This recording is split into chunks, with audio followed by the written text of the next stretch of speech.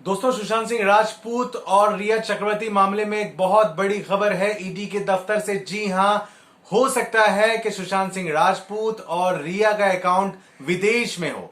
जी हां, आपको बताएं कि जो रिया चक्रवर्ती, उनके भाई शौविक और सुशांत सिंह राजपूत विदेशों का दौरा किए थे।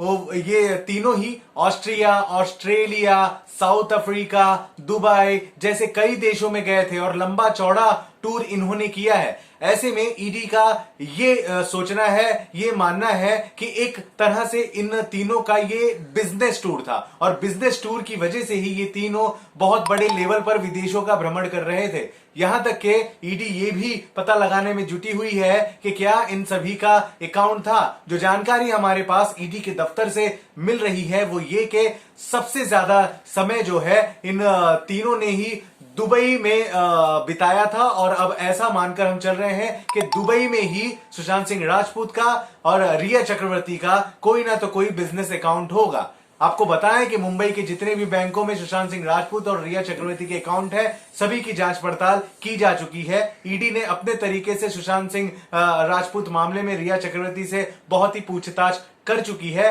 हालांकि जवाब अभी असंतोषजनक ईडी को मिले हैं, लेकिन एक नई पहल, एक नई दिशा इस समय ईडी के पास है। अब ईडी ये पता लगाने में जुटी हुई है कि जो फॉरेन टूर रिया चक्रवर्ती, शौविक और सुशांत ने किया है, क्या वाकई में वो एक बिजनेस टूर है, क्या विदेशों में भी इनका बैंक है। जो जानकारी है उसके हिसाब से दुबई में इनके अकाउंट हो सकते हैं, क्योंकि सबसे ज्यादा समय दुबई में ही सुशांत रिया के साथ बिताए थे, वहीं सबसे ज्यादा रुके थे। गौरतलब है कि सुशांत के पिता केके सिंह ने 15 करोड़ रुपए के गबन का आरोप रिया चक्रवर्ती पर लगाया है। हालांकि जो दस्तावेज और इनकम टैक्स की जो फाइल रिया चक्रवर्ती और उनके ग्रुप की तरफ से ईडी को पेश की गई है, उसकी बुनियाद पर 15 करोड़ रुपए का आंकड़ा अभी तक पूरा नहीं हो पाया है और भी दूसरे दस्तावेजों की जरूरत इस समय ईडी को है। लेकिन यह तय हुआ है कि 15 करोड़ रुपए की रकम जो है वो कहीं ना कहीं गई है। अब वो रिया चक्रवर्ती